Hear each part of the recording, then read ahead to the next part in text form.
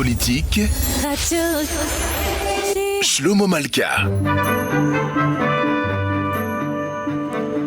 Le 4 quarts politique de la semaine, l'émission politique hebdomadaire de la semaine qui vous aide à décrypter, à analyser, à approfondir l'actualité de la semaine. Le 4 quarts accueille aujourd'hui un invité exceptionnel, Constantin Sigov, philosophe, chercheur à l'Institut de l'Académie nationale des sciences d'Ukraine, venu spécialement de Kiev pour présenter son livre à Paris, Le courage de l'Ukraine aux éditions du Cerf. Professeur Sigov, bonjour. Bonjour, messieurs. Merci d'être avec nous.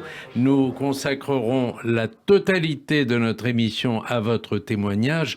J'emploie témoignage à dessein parce que ça fera bientôt un an que vous avez été réveillé un matin à 5 heures du matin par le fracas des bombardements qui depuis n'ont pas cessé.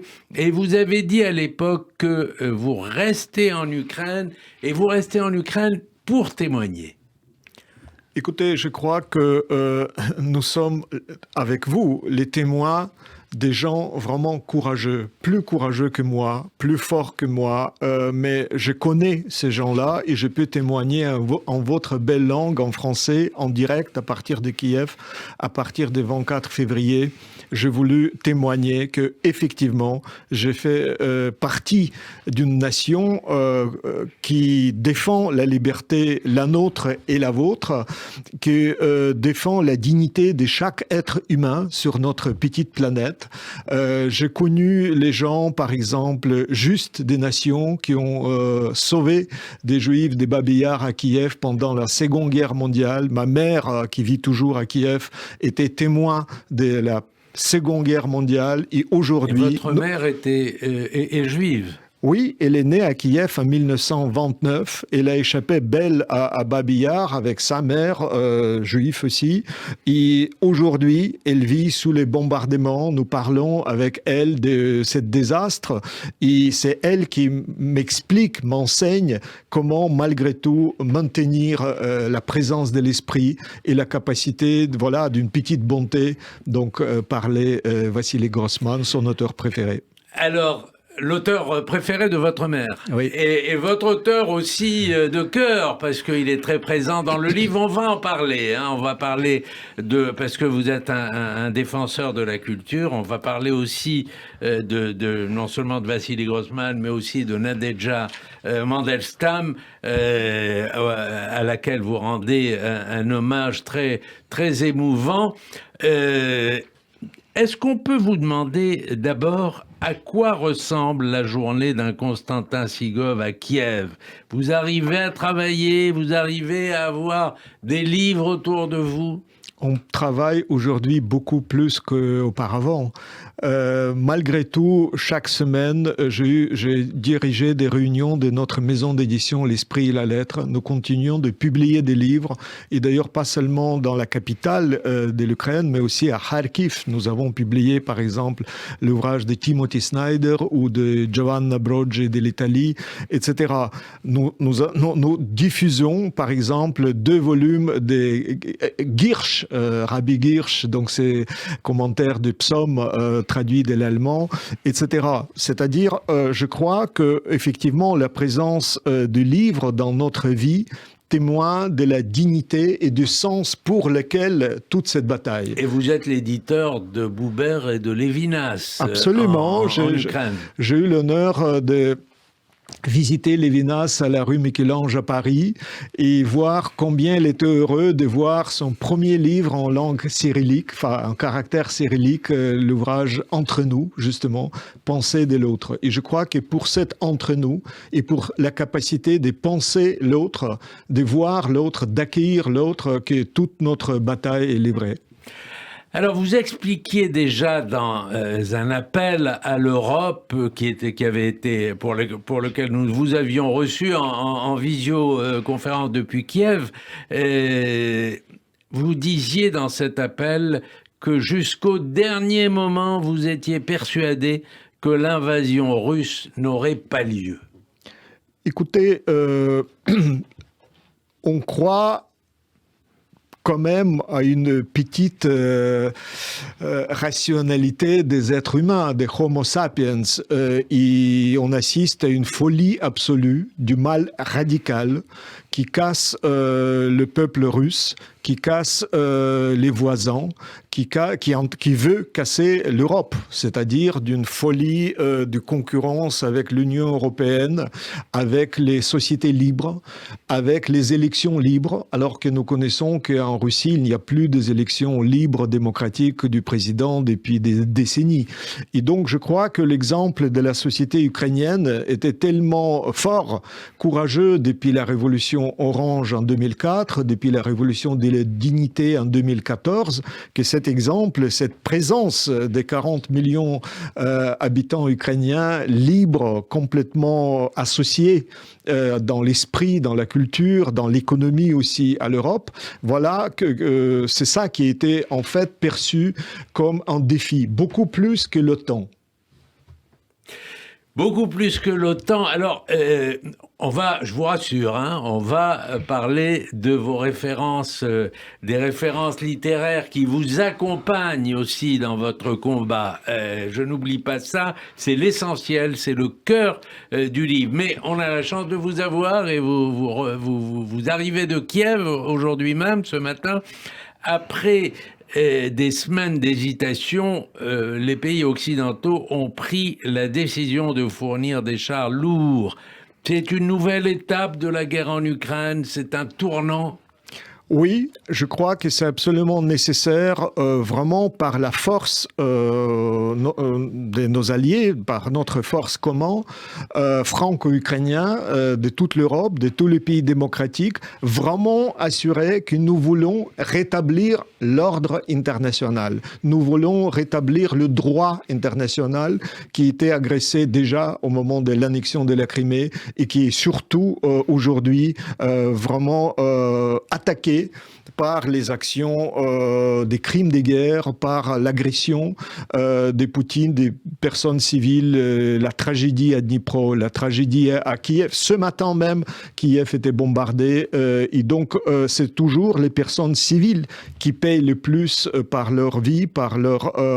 voilà, les familles, des millions de familles sont aujourd'hui séparées. Ils sont obligés de vivre en distance ou bien ils ont déjà perdu les membres de la famille. Le tiers de l'armée ukrainienne sont des femmes. Et les femmes, de plus en plus, en volontaire, participent dans le combat, dans la résistance ukrainienne. Konstantin Sigov, il y a un historien de la Russie et du monde slave que vous connaissez sans doute, qui s'appelle Georges Niva et qui écrivait une chronique dans Le Monde de jeudi où il disait « Le Kremlin d'aujourd'hui garde l'empreinte du léninisme et du stalinisme ». Vous êtes d'accord là-dessus ? Oui, je crois que effectivement, c'est le pire pratique de Staline, des tortures, voilà, des violences sans bornes, sans limite, sans honte, sans aucune restriction qui est abattue au cœur même de l'Europe sur les personnes civiles. Et donc, je crois que ce qui est nouveau, même par rapport au stalinisme, c'est le cynisme absolu. C'est vraiment la volonté de ne plus cacher les crimes, parce que quand même, n'est-ce pas, les ouvrages en particulier qui révélaient les crimes des goulags, c'était une bombe, c'était une révélation des crimes, alors qu'aujourd'hui, la télévision, la propagande russe ne cache plus ses intentions, détruire la planète, détruire l'humanité, détruire l'Europe. Est-ce que, comme intellectuel, comme universitaire, vous avez conservé des liens ou des contacts avec des collègues russes ? Est-ce que vous avez le sentiment que l'opinion peut bouger encore en Russie ? Écoutez, bien sûr, j'ai des contacts et j'ai l'impression que de plus en plus, la pensée libre est réprimée, amputée, balayée, mise en prison. Donc, je crois que nous connaissons que la grande partie des gens qui aspirent à la liberté sont immigrés. D'ailleurs, depuis déjà la révolution des Maïdan, depuis 2014, à Kiev habite peut-être le plus grand philosophe russe, Anatoly Akhoutin. Je déjeunais avec lui jeudi dernier. Il habite au 13e étage à Kiev. Il est sans électricité. À 82 ans, il est obligé de descendre avec son chien et monter au 13e étage à pied 2 fois par jour. Il écrit des livres. On va publier son ouvrage. Je crois que voilà une pensée courageuse de quelqu'un qui a passé plus de 70 ans à Moscou.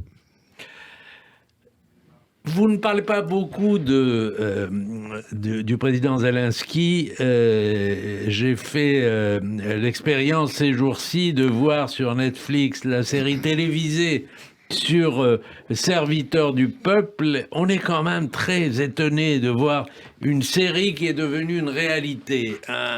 Un ancien acteur devenu chef de guerre.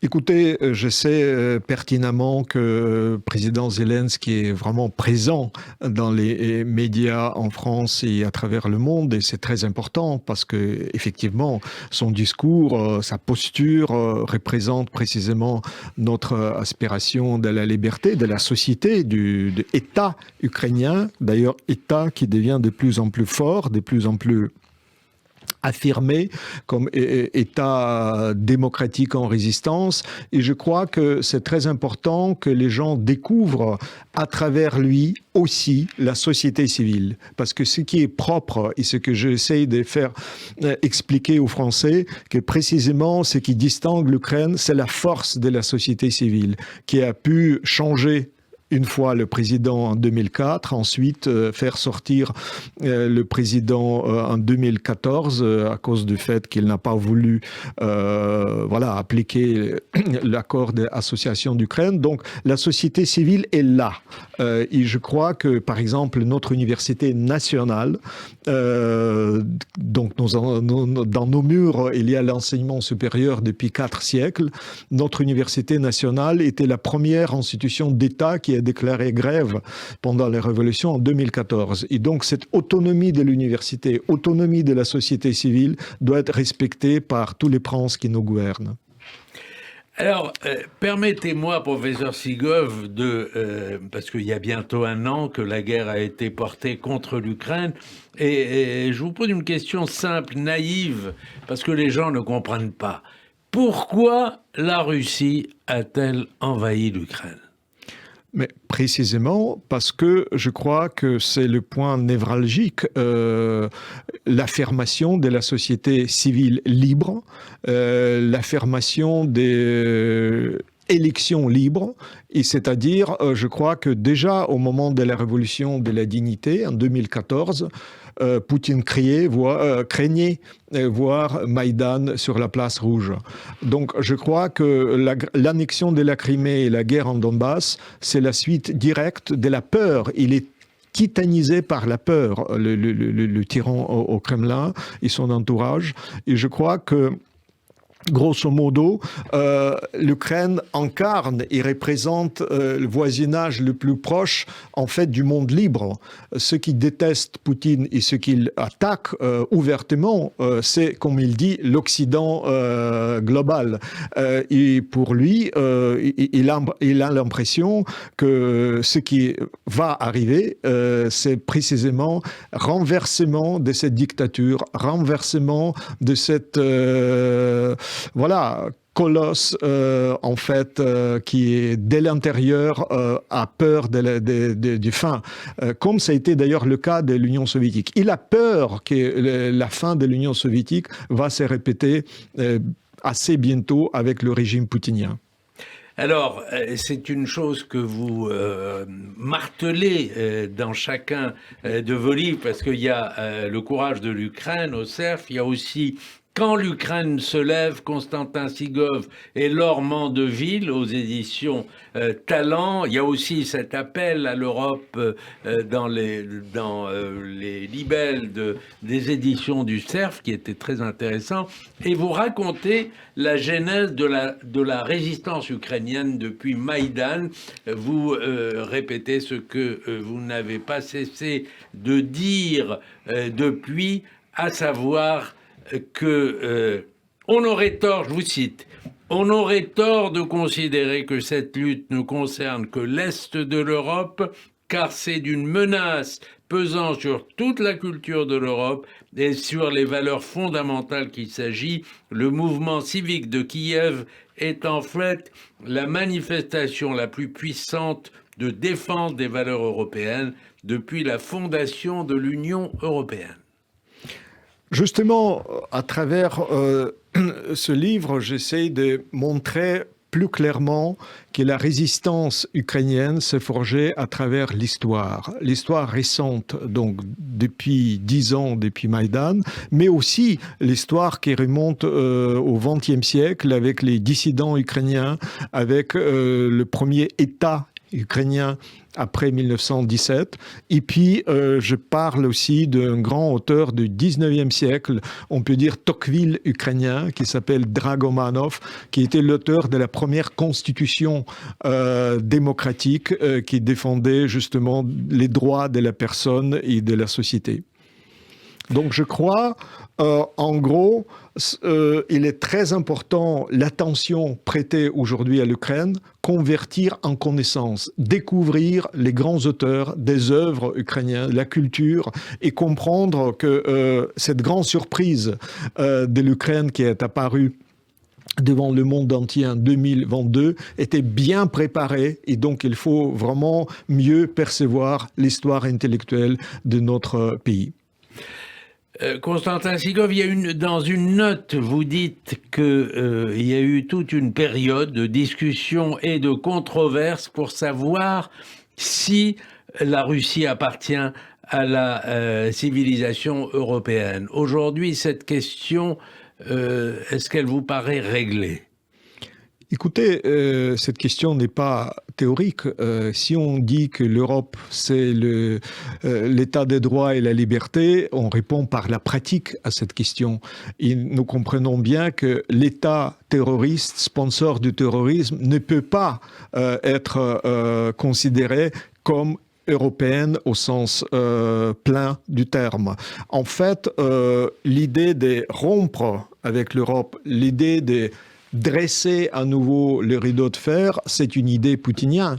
Et aujourd'hui, toutes les questions, en fait, qui détient en quelque sorte la clé de ce rideau de fer? Est-ce que l'Occident sera capable de contrôler cette frontière avec la Russie? Est-ce que la situation actuelle nous permettra d'abord complètement libérer les territoires d'un État souverain et ensuite ne plus permettre l'agression suivante, c'est-à-dire vraiment démilitariser l'agresseur pour finir avec l'histoire impériale, coloniale, agressive sur notre continent.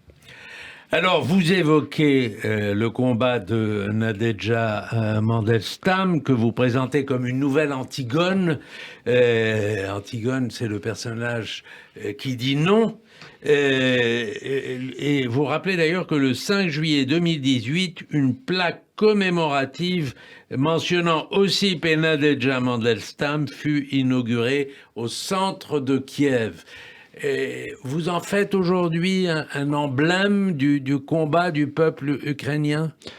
Écoutez, effectivement, j'ai assisté avec les plus grands écrivains et poètes ukrainiens à cette inauguration de plaque de la maison, tout près d'ailleurs de Maïdan, au centre de Kiev, la maison où habitait Ossip et Nadejda Mandelstam. Paul Celan considérait Mandelstam comme le plus grand poète du XXe siècle, martyr, tué par Staline. D'ailleurs, c'était l'ordre personnel de Staline de tuer Mandelstam.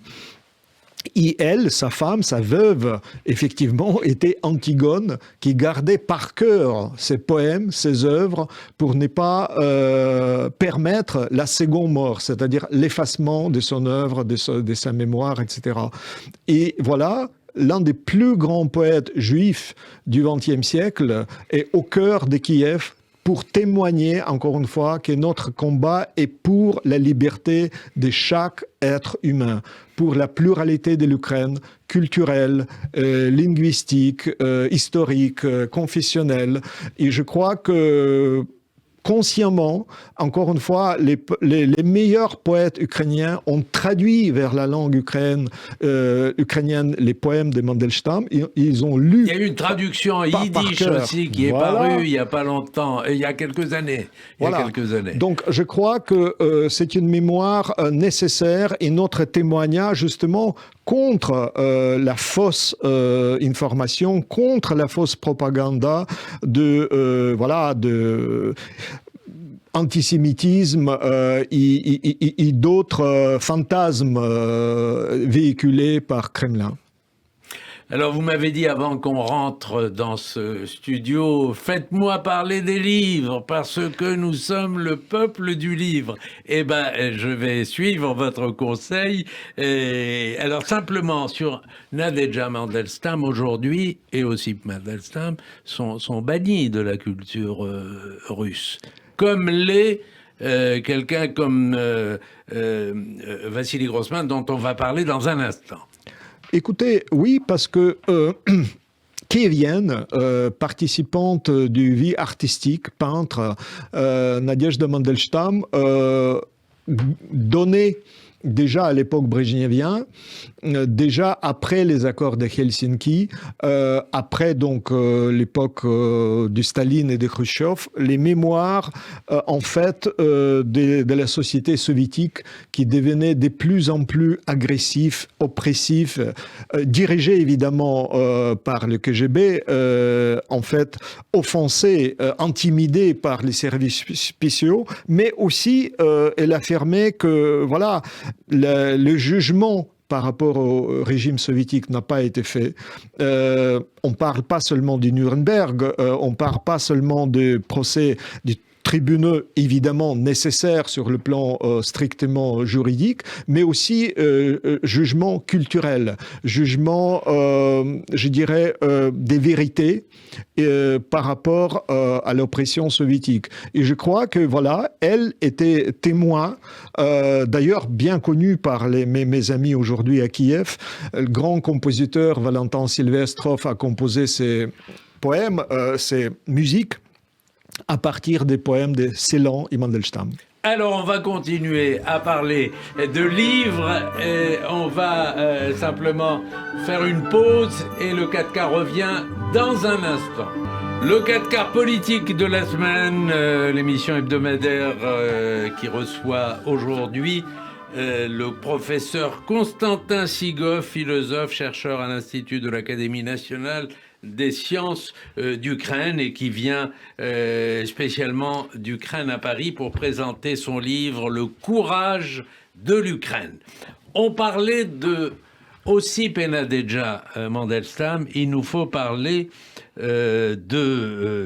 parce que ça figure aussi parmi vos références, il est même très cher à votre cœur, puisque vous avez consacré un colloque universitaire à Kiev en 2014 à Vassili Grossman, et on ne le dit pas suffisamment, mais il est ukrainien, sa maman est née qui était juive comme la vôtre, est née à Berdichev, et lui, il se sentait, il a travaillé dans le père a travaillé dans les mines du Donbass, il se sentait ukrainien. Oui, il a fait ses études à Kiev, donc effectivement son enfance est Berdichev, une ville largement juive. Sa lettre adressée à sa mère, donc lettre poignante qui fait partie de son grand roman Vie et Destin. Voilà, c'est, je crois, une des plus grands témoignages des choix en ex-Union soviétique. Et je crois que, par exemple, nos échanges avec Emmanuel Levinas à Paris, comme par hasard, pas porté sur Grossman. Je pense que Levinas... Il l'avait lu en russe. je crois. Voilà, il pouvait parfaitement lire l'original, parce que d'ailleurs Emmanuel Levinas a fait gymnase à Kharkiv, donc en Ukraine. Il a bien connu notre pays et il a consacré des articles, par exemple, à un autre kievien, Léon Chestov, d'ailleurs qui habitait tout près de l'université où j'enseigne, à Podil, à Kiev. Et donc, je crois que, d'ailleurs, la défense du visage humain, de la dignité humaine, précisément, est centrale dans l'œuvre de Lévinas, parce que, précisément, il a connu cette culture voilà, qui bafouait le droit déjà en l'Empire russe, et surtout après la révolution bolchevique. Et je crois que Grossman, lui, après avoir expérimenté le métier du journaliste pendant la Seconde Guerre mondiale, a voulu composer livre noir avec l'autre. Ilya Ehrenburg. Aussi qui vient.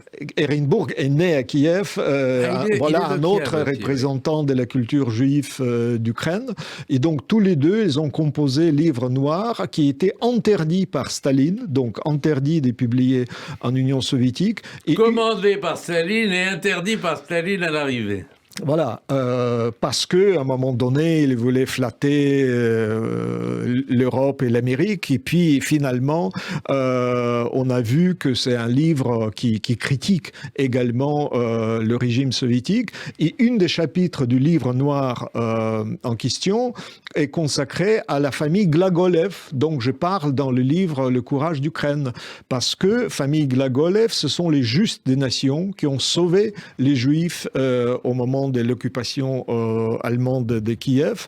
Et j'ai connu Magdalena Glagolev, médecin, qui a vécu à Kiev déjà au début du XXIe siècle et qui m'a raconté comment leur famille sauvait les familles juives pendant la Seconde Guerre mondiale. Donc, si vous voulez, pour moi, pour mes collègues, pour notre famille... Et Vassili Grossman a raconté aussi le massacre des paysans ukrainiens. Exactement. Et d'ailleurs, le colloque que nous avons consacré il y a 10 ans à Vassili Grossman dans notre université était franco-ukrainien. Et donc, Anne-Marie Pelletier participait dans ce colloque à Kiev. C'est comme ça d'ailleurs qu'on a fait une vraie connaissance. J'ai découvert ses travaux dans littérature comparée. Elle était professeure en Nanterre de littérature comparée. Elle a consacré plusieurs textes tout à fait remarquables à Vassili Grossman. Et... Alors j'allais la citer. Vous voyez, Anne-Marie Pelletier, qui préface votre livre, dit de Vassili Grossman, cite Vassili Grossman, « L'histoire des hommes n'est pas le combat du bien cherchant à vaincre le mal. L'histoire de l'homme, c'est le combat du mal cherchant à écraser la minuscule graine d'humanité. » Et elle poursuit, « Si même maintenant l'humain n'a pas été tué en l'homme, alors jamais le mal ne vaincra. » Il y avait cet engagement de Grossman pour l'Europe, pour l'Occident, pour la liberté, pour la démocratie. Il était très en avance. Écoutez, cette conviction forte que jamais le mal ne vaincra, je crois que c'est vraiment le point central de notre combat aujourd'hui. Malgré le pessimisme ambiant en Occident et en particulier en France par rapport aux questions écologiques, questions des sociétés, etc., je crois que, voilà, résister aujourd'hui au mal absolu, à l'agression, aux crimes de guerre est nécessaire pour pratiquer cette conviction en pratique. Ce n'est pas une question théorique, par exemple, la conviction que le sens peut emporter, que l'inhumain ne passera pas, que l'être humain est capable, malgré tout, d'être solidaire et plus fort que l'agression. Si vous voulez, le quotidien aujourd'hui en Ukraine et à Kiev est dirigé précisément par cet ethos tout à fait nécessaire, tout simplement pour passer le jour et la nuit dignement. Et je crois que c'est le maximum. Et puis aussi l'espérance. Vous citez aussi Peggy et son appel à l'espérance, la courageuse petite fille Espérance, dites-vous, que nous désignait Charles Péguy avant la Grande Guerre, doit soutenir notre détermination à ne pas nous rendre. Veillons à ne pas exclure de l'avenir de l'Ukraine et de l'Europe. Oui, cette courageuse fille, c'est aussi, si vous voulez, ma mère de 94 ans, qui, malgré tout, pense le matin que ce sera mieux que hier, qui ouvre l'ouvrage qu'il a dédié à mon père après sa mort il y a 20 ans. Et en fait, voilà, puisqu'on part de Peuple du Livre, voilà l'exemple concret qui m'a frappé cette semaine. L'ouvrage, 2 fois, sauvé la vie de ma mère. Première fois, quand elle a dédié son texte, son livre, avec les lettres, échange de lettres à mon père, il y a 20 ans. Et aujourd'hui, elle relit cet ouvrage avec une bougie quand on n'a pas d'électricité. Et quand je vois cette image d'une belle vieille dame, maman, avec une bougie et avec un livre, voilà 3 éléments qui, en miniature, vous donne l'idée de la dignité humaine qui résiste, qui est là et qui est invincible. Et quand vous disiez tout à l'heure le peuple du livre, vous évoquez aussi à l'appui de cette espérance la figure de Moïse et l'image du buisson ardent que vous reprenez, ou celle encore de la lutte de David et Goliath dont vous dites... Qui David défend-il? Ses frères, ses amis, son peuple? Non, pas seulement. David défend l'espérance. Oui, parce qu'au moment que les gens sont déboussolés, intimidés, paniqués, il nous faut en David, il nous faut quelqu'un, il faut vraiment voir les gens courageux, il faut attirer l'attention sur les gens courageux qui, à l'instar de David, osent lancer le défi au Goliath et en fait vaincre l'ennemi peut-être le plus redoutable, la peur. En fait, la tyrannie travaille avec la peur, elle fabrique la peur, elle vend la peur aussi bien à l'Occident, elle essaye d'intimider chaque personne, qui ce soit leader ou les citoyens ordinaires, et je crois que c'est lui qui vend la peur, qui montre que la peur n'est pas du tout la raison ultime, c'est pas la peur qui guide le monde, c'est quand même les idées, les vraies idées. Et dans ce sens-là, oui, l'image de Moïse, c'est aussi pertinent parce que tant que Moïse pouvait tenir les mains, la bataille, quand même, était plutôt positive, c'est-à-dire le peuple pouvait combattre, pouvait vaincre l'ennemi, pouvait avoir le courage. Je crois que la question du courage est aujourd'hui vraiment centrale. Il faut retrouver, à mon avis, cette vertu qui, en fait, dit la force, encore une fois, pas du tout dans un sens abstrait, mais comme pratique quotidienne, comme un geste qui permet ouvrir la porte à l'autre, qui permet à faire monter la nourriture au 20e étage à quelqu'un qui ne peut pas descendre et circuler. Donc, je crois que la solidarité est exprimée très concrètement par les gestes qui sont là. Il faut simplement tourner notre attention vers les choses essentielles et passer aux autres cette image qui permettra encore plus renforcer la liberté sur notre continent, encore plus renforcer la solidarité tout à fait nécessaire face au régime tyrannique. Je crois que si nous pouvons vraiment résister à une sorte d'alliance des gangsters, que ce soit excusez-moi, le régime au Kremlin qui essaye d'amener les drones d'Iran, qui essaye d'associer des autres régimes autoritaires à cette aventure, eh bien, le sort de la liberté sur notre planète se joue cette année à travers notre solidarité. Qu'est-ce qui vous donne ce courage? Qu'est-ce qui donne ce courage au peuple ukrainien de tenir tout simplement et de ne pas avoir peur? Mais justement, l'expérience tout à fait concrète des gens qui me surprend par leur capacité de dire le vrai, de s'engager. Je connais mon collègue, une femme, docteur de philosophie, qui s'engageait maintenant au combat. Je connais les médecins qui travaillent jour et nuit, qui parfois font des opérations sur le cœur ouvert. Mon camarade de classe, grand docteur cardiologue, il fait les opérations avec les bougies, s'il n'y a pas d'électricité, s'il y a des générations en panne. Donc, si vous voulez, très concrètement, malgré tous les désastres du monde, il y a la pratique, je dirais, médicale à faire du bien, à faire marcher le cœur de l'autre. Et d'ailleurs, c'est la racine même du mot courage, c'est le cœur qui agit. Corps, cœur. Donc, à mon avis, voilà, il y a quelque chose dans la pratique, d'ailleurs bien enregistré par les journalistes français, très présents à Kherson, à Kiev. Chaque jour, vous avez des gens courageux, des Français qui sont là. L'important qu'en France, les gens comprennent encore plus que ce ne sont pas uniquement des images, ce sont des expériences vécues qui peuvent être prises au sérieux et qui peuvent être mises en pratique en France même et dans d'autres pays libres et démocratiques. Quel appel aujourd'hui souhaitez-vous faire aux Français et à ceux qui nous écoutent ? Écoutez, je crois que c'est l'idée que chacun de nous peut devenir Churchill.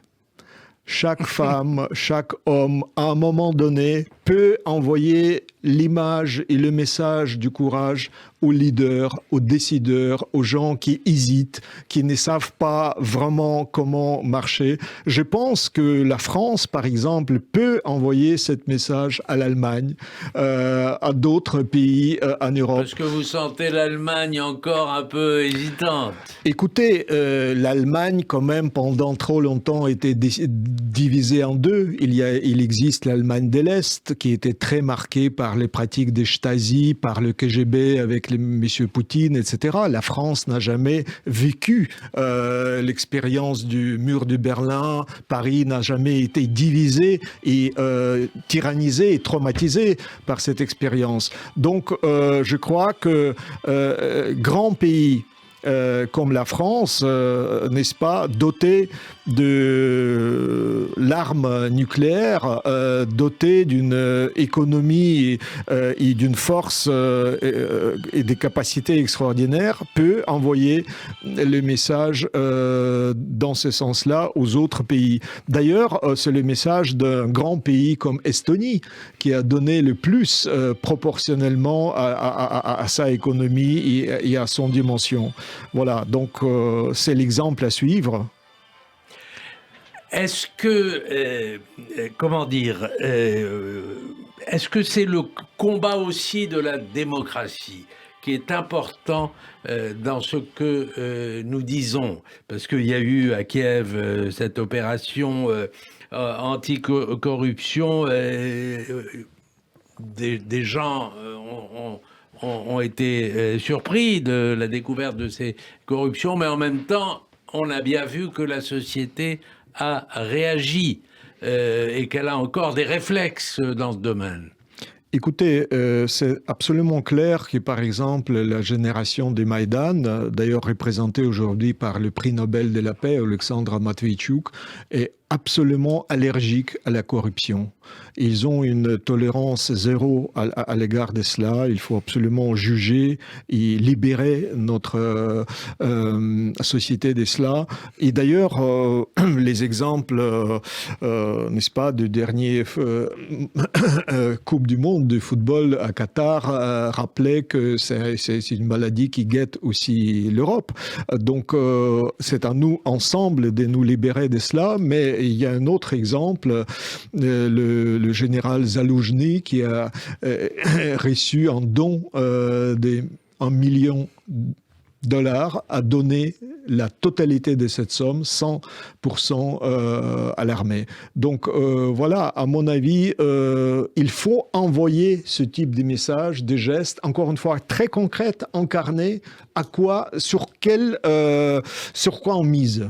Et cette mise-là restera comme exemple pour les gens qui hésitent, qui ne savent pas. Donc il faut donner plus de lumière là-dessus. Il faut sortir justement de l'ombre post-soviétique et néo-soviétique qui guette aujourd'hui la Russie. Nous sommes en 2023, janvier 2023, et bientôt février, et bientôt un an de l'invasion.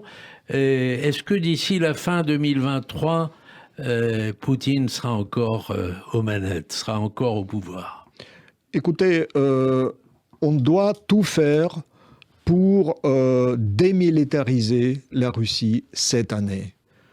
Il faut tout faire pour gagner cette bataille. C'est la seule solution réelle et vivable pour nous, pour ne pas laisser la chance à cette folie militaire et impériale encore casser la vie de nos enfants ou des petits-enfants. La question, en fait, n'est pas de ce petit mec, excusez-moi. La question est changer les règles du jeu sur notre continent, de prendre au sérieux tout simplement le droit international, les accords signés à Budapest par la France, par la Grande-Bretagne, par d'autres pays. Voilà, on ne peut plus toucher les frontières des pays souverains et libres. Il faut remettre en ordre les choses signées par les pays démocratiques. Et je crois que si on met un peu plus d'ordre dans notre maison européenne, eh bien, on ne donnera plus la chance aux gangsters de faire n'importe quoi.